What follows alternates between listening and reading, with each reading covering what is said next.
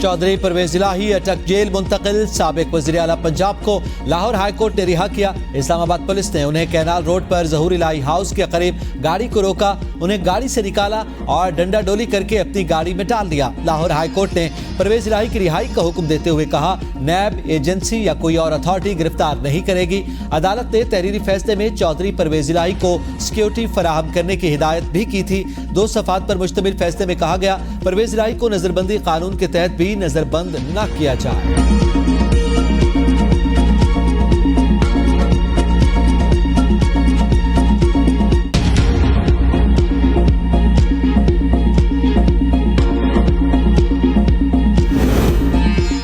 District magistrate Islamabad ने परवेज इलाही की गिरफ्तारी का ऑर्डर जारी कर दिया। हुक्मनामे में कहा गया, परवेज इलाही को आजाद छोड़ा गया तो वो कारकुनों को बदअमनी पर उकसा सकते हैं। इंटेलिजेंस रिपोर्ट के मुताबिक परवेज इलाही अमन अमान की सूरत हाल को नुकसान पहुंचाने में मुलव्विस रहे। माजी में भी PTI के कारकुनान अमन अमान की सूरत हाल को शदीद नुकसान पहुंचा चुके। अमन अमान की सूरत हाल को नुकसान पहुंचाने पर परवेज इलाही पर मुतअद्दिद मुकदमात भी दर्ज हैं।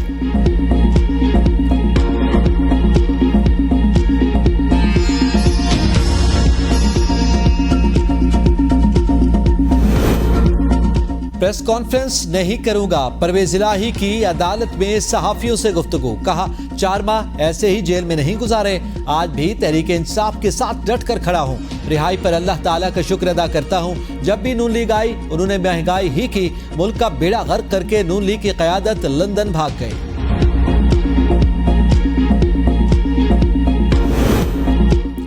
तहरीक इंसाफ के रहनुमा सदाकत अली अब्बासी को इस्लामाबाद से गिरफ्तार कर लिया गया। सदाकत अली अब्बासी को थाना कौसार की हुदूद से गिरफ्तार किया गया। इलेक्शन कमीशन का हल्का बंदियां 30 नवंबर को मुकम्मल करने का ऐलान। आम इंतखाबात की तारीख का ऐलान भी जल्द मुतवक्के। सुबह ने इलेक्शन कमीशन को 11 से 25 फरवरी के दरमियान इलेक्शन करवाने की सिफारिश कर दी। इलेक्शन कमीशन के एलामिये के मुताबिक सियासी जमातों की मुशावरत और फीडबैक के बाद हल्का बंदियां मुकम्मल करने का दौरानिया मजीद कम कर दिया गया। चीफ इलेक्शन कमिश्नर की ज़ेर सदारत इजलास, आम इंतखाबात शेड्यूल के ऐलान और दीगर अहम उमूर पर गौर। हल्का बंदियों के दौरानियों को कम करने का मकसद फौरी इलेक्शन का इनेकाद यकीनी बनाना है। इस तारीख को मद्देनजर रखते हुए इलेक्शन का शेड्यूल का ऐलान कर दिया जाएगा। इससे कबल हल्का बंदियों की इशाअत 14 दिसंबर को होना थी।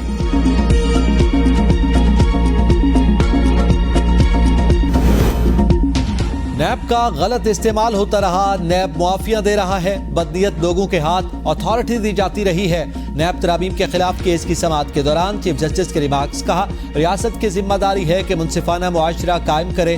तरामीम में बाहमी कानूनी ताउन के तहत हासिल शवाहिद की हैसियत खत्म कर दी गई। अब FPR के बैरून मुल्क से हासिल करदा रिकॉर्ड अदालत में काबिल कबूल शवाहिद के तौर पर नहीं पेश किए जा सकते। मई 2023 से पहले नैब रेफरेंसेस का वापस होना संजीदा मामला है। हमारे पास नैब रेफरेंस वापस होने से मुतालिक तफसीलात पर मबनी फहरिस्त मौजूद है। कानून की कौन सी शिक है जो कहती है इंसाफ के तराजू में तवाज़ुन बरकरार होना चाहिए, क्रिमिनल जस्टिस सिस्टम को शफाफ होना चाहिए। नैब कानून का कारोबारी शख्सियात के खिलाफ गलत इस्तेमाल किया गया। मईशत के शोबे को सियासी ताकतवरों के लिए मख्तस कर दिया गया है।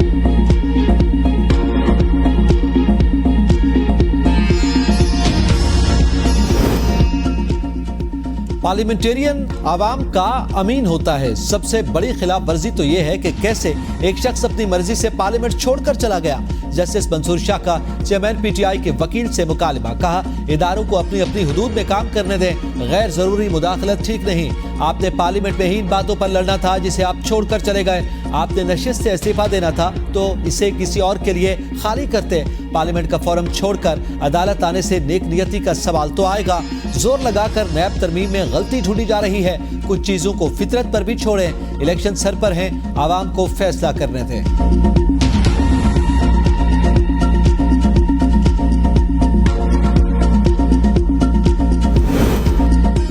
Practice and procedure act case मुकर्रर न करना समझ से बालातर है।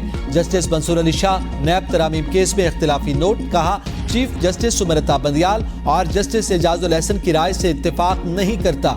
Supreme court practice and procedure act पर हुक्म इम्तिना दिया गया। जब तक प्रैक्टिस एंड प्रोसीजर एक्ट ज़ेरे इल्तिवा है, इस केस की समाअत रोक दी जाए। दूसरी सूरत में केस की समाअत के लिए फुल कोर्ट तश्कील दिया जाए। सुप्रीम कोर्ट इस वक्त हुक्म इम्तिना की गैर यकीनी सूरत हाल में काम कर रही है। इस केस में फैसला निहायत अहम होगा। हक में फैसला आया तो नैब तरामीम केस कानून की नज़र में गैर मौसर हो जाएगा। एक्ट पर फैसला न होने तक खतरे की तलवार लटकती रहेगी। फैसला सुप्रीम कोर्ट को कानूनी तरीके से चलाने के लिए नागुज़ीर है। अपनी राय को फिर दोहराता हूं कि नैब तरामीम केस के फैसले से पहले प्रैक्टिस एंड प्रोसीजर कानून का फैसला किया जाए।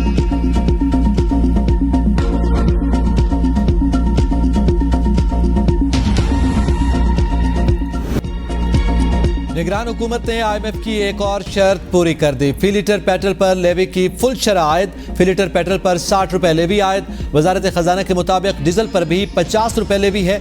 दोनों मसनूआत पर लेवी मजीद 60 रुपए फी लीटर तक बढ़ाने का खदशा। पेट्रोल और डीजल पर आयद टैक्सेस और मार्जिन की तफसीलात भी सामने आ गई। पेट्रोल पर फी लीटर 77 और डीजल पर फी लीटर 63 रुपए टैक्सेस और मार्जिन आयद किए गए। पेट्रोल की एक्स रिफाइनरी कीमत 228 रुपए 59 पैसे बनती है। रवा साल हुकूमत सिर्फ पेट्रोलियम डेवलपमेंट लेवी की मद में आवाम से 869 अरब रुपए वसूल करेगी।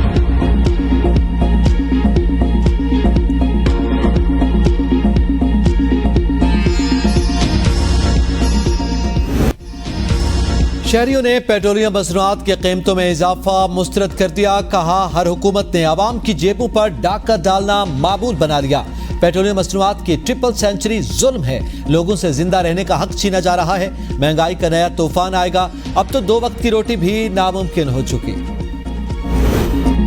तेल की कीमतों में इजाफे के बाद LPG की कीमत में 39 रुपए। LPG की नई कीमत 240 रुपए 12 पैसे फी किलो मुकर्रर। आगरा ने नोटिफिकेशन जारी कर दिया। LPG का 11 किलो का घरेलू सिलेंडर 459 रुपए महंगा होकर 2833 रुपए का हो गया।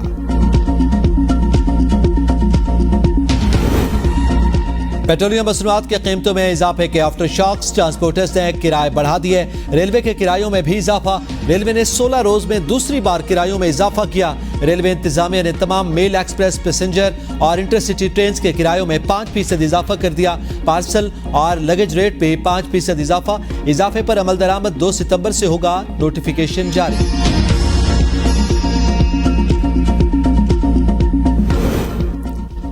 चीनी की कीमत तारीख की बुलंद तरीन सतह पर पहुंच गई। सबसे ज्यादा क्वेटा में चीनी 190 रुपए फी किलो में फरोख्त। लाहौर में चीनी 5 रुपए फी किलो महंगी होकर 175। पिशावर, इस्लामाबाद, फैसलाबाद, कराची और हैदराबाद में 170 रुपए फी किलो फरोख्त होने लगी। चीनी की सरकारी कीमत 99 रुपए फी किलो मुकर्रर है। महंगाई में मजीद इजाफा 27% तक पहुंच गई। इदारे शुमारियात के मुताबिक 20 अशिया की कीमतों में इजाफा रिकॉर्ड। 20 किलो गंदम का आटा 2600 से 3200 रुपए। जिंदा ब्रायलर चिकन की कीमत 358 रुपए से 580 रुपए फी किलो रिकॉर्ड। चाय 96%, आलू 60%, चावल 66% महंगे हुए। टमाटर 23%, खुला दूध 29% और मशरूबात 46% महंगे हुए। तरक्की को तनज़्ज़ुरी में किसने बदला, वो चेहरे सबको याद हैं। मरियम नवाज ने कहा, महंगाई के जिन को किसकी वतन दुश्मन सियासत ने जन्म दिया। मजलूमियत के नारे बुलंद करने से पहले अपनी फैलाई तबाही का हिसाब दें। गुज़िश्ता 4 साल की बर्बादी को दोबारा खुशहाली में तब्दील करने का हमारा अज़्म जिंदा है। आज के चैलेंजेस का इसी क़ुव्वत से मुकाबला करेंगे जिस तरह 2013 में किया था। 10 साल में खैबर पख्तूनख्वा के वसाइल को सिर्फ लूटा गया। खैबर पख्तूनख्वा हुकूमत का हेलीकॉप्टर जलसों के ड्यूटी करता रहा।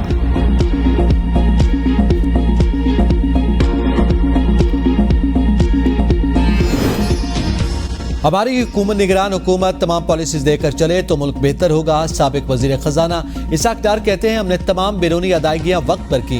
पाकिस्तान के डिफॉल्ट का खतरा हमेशा के लिए खत्म हो गया। हमने 2017 में इख्तिदार छोड़ा तो दुनिया पाकिस्तान की तारीफ कर रही थी। जो तबाही की गई 1 साल में ठीक नहीं हो सकती।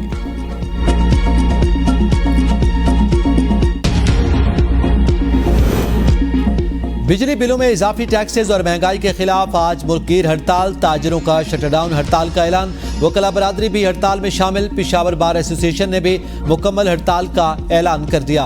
हुकूमत की आवाम कुश पॉलिसियों और नाकाबिले बर्दाश्त महंगाई के खिलाफ एहतजाजी जुलूस और रैलियां निकाली जाएंगी। पेशावर बार एसोसिएशन का कहना है कि आवाम पर IMF की मुसल्लत करदा महंगाई गैर कानूनी और गैर आईनी है। वकला बरादरी समेत तमाम मकातब फिक्र के लोग एहतजाज में शिरकत करें।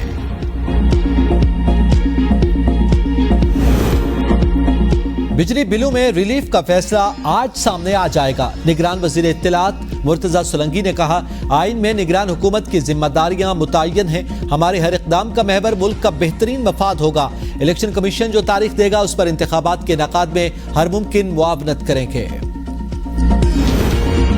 चेयरमैन PTI के खिलाफ तौहीन election commission case delist. Election commission ने असद उमर और फवाद चौधरी के भी केसेस डी लिस्ट कर दिए। इलेक्शन कमीशन ने बेंच की अदम दस्तयाबी के बायस ये केसेस डी लिस्ट किए। तौहीन इलेक्शन कमीशन और चीफ इलेक्शन कमिश्नर केसेस की समाअत 5 सितंबर को होना थी। तोशाखाना केस में इलेक्शन कमीशन के फैसले के खिलाफ अपील 13 सितंबर को समाअत के लिए मुकर्रर। मामला कई माह से ज़ेर इल्तिवा।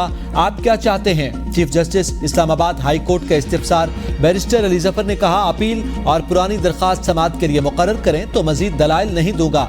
जस्टिस आमिर फारूक ने कहा, छुट्टियों के बाद पहले हफ्ते में आपकी दरखास्त समाअत के लिए रख लेते हैं। इलेक्शन कमीशन के फैसले के खिलाफ अपील वापस देने की दूसरी दरखास्त पर एतराज़ात बरकरार। PTI जनूबी पंजाब के सदर ओन अब्बास बप्पी ने सियासत को खैरबाद कह दिया। तहरीक इंसाफ छोड़ने का ऐलान। 9 मई का वाकया मुल्क की तारीख पर स्याह धब्बा है। ओन अब्बास बप्पी का वीडियो पैगाम। कराची में इंतजामिया की गफलत के बायस खुले मैन होल 8 बाबे 68 कीमती जाने निकल गए। गटर में गिरकर जाँ बहक होने वालों में खवातीन और बच्चों की बड़ी तादाद शामिल। मवाज कोट में गटर में गिरकर जाँ बहक 4 साल बच्ची के अहल खाना गम से निढाल। इंतजामिया की गफलत के बायस बच्ची जान से गई। मदावा कौन करेगा? वालिदैन का सवाल।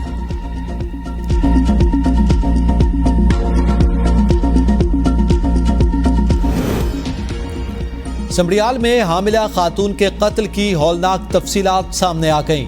हामिला खातून का पेट चाक करके बच्चा निकालने के बाद खातून की लाश संदूक में बंद की गई।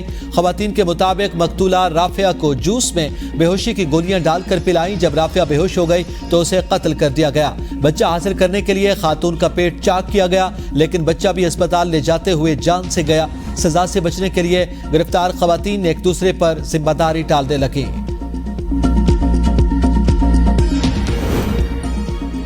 मालाकंड में दरिया में नहाते 3 बच्चे डूब गए। मकामी लोगों की बच्चों को बचाने की कोशिश नाकाम। तीनों बच्चे लापता। पानी के बहाव में तेजी के बायस रेस्क्यू ऑपरेशन में मुश्किलात। लीबिया से कराची पहुंचने वाले 3 अफराद में मुमकिना मंकी पॉक्स वायरस की तशखीस। DG हेल्थ सिंध के मुताबिक वायरस का शिकार तीनों अफराद पाकिस्तानी हैं, जिन्हें सरकारी मरकज़ सेहत में करंतना कर दिया गया। रवां बरस सऊदी अरब से आने वाले एक मुसाफिर में मंकी पॉक्स वायरस की अलामात जाहिर हुई थी।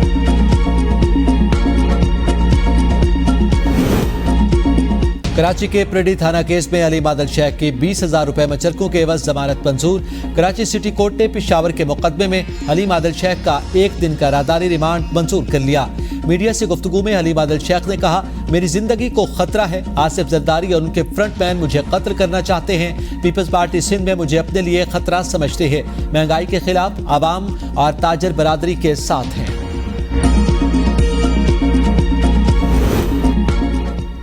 जलाओ, घेराव और अस्करी टावर हमला केस में उमर सरफराज, खदीजा शाह और दीगर के जुडिशल रिमांड में 13 रोज की तौसी। लाहौर की इंसदाद दहशतगर्दी अदालत का मुल्जिमान को 14 सितंबर को दोबारा पेश करने का हुक्म। जिना हाउस हमला केस में एजाज चौधरी और यास्मीन राशिद के जुडिशल रिमांड में 9 सितंबर तक तौसी कर दी गई। ईमान मजारी का मजीद जिस्मानी रिमांड देने की इस्तदा मुस्तरद। अदालत ने जुडिशल रिमांड पर अडियाला जेल भेज दिया। ईमान मजारी को 3 रोजा जिस्मानी रिमांड मुकम्मल होने पर इंसदाद दहशतगर्दी अदालत इस्लामाबाद में पेश किया गया। अदालत ने जमानत की दरखास्त पर नोटिस जारी कर दिए। 4 सितंबर तक फरीकैन से जवाब तलब।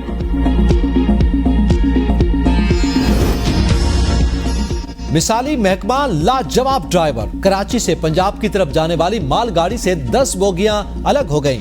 ड्राइवर को 5 किलोमीटर सफर करने के बाद पता चला। रेलवे हुकाम के मुताबिक अलग होने वाली बोगियों को फिर से मालगाड़ी के जरिए पंजाब की तरफ रवाना कर दिया गया।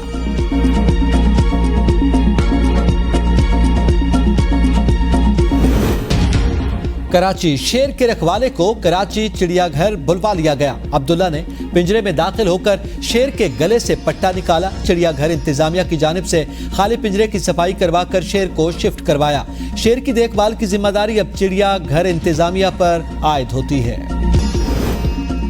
सिंध के अजीम सूफी बुजुर्ग हजरत शाह अब्दुल लतीफ भिटाई का उर्स भिट शाह में शुरू। सिक्योरिटी के सख्त इंतजामात, ज़ायरीन की आमद का सिलसिला जारी।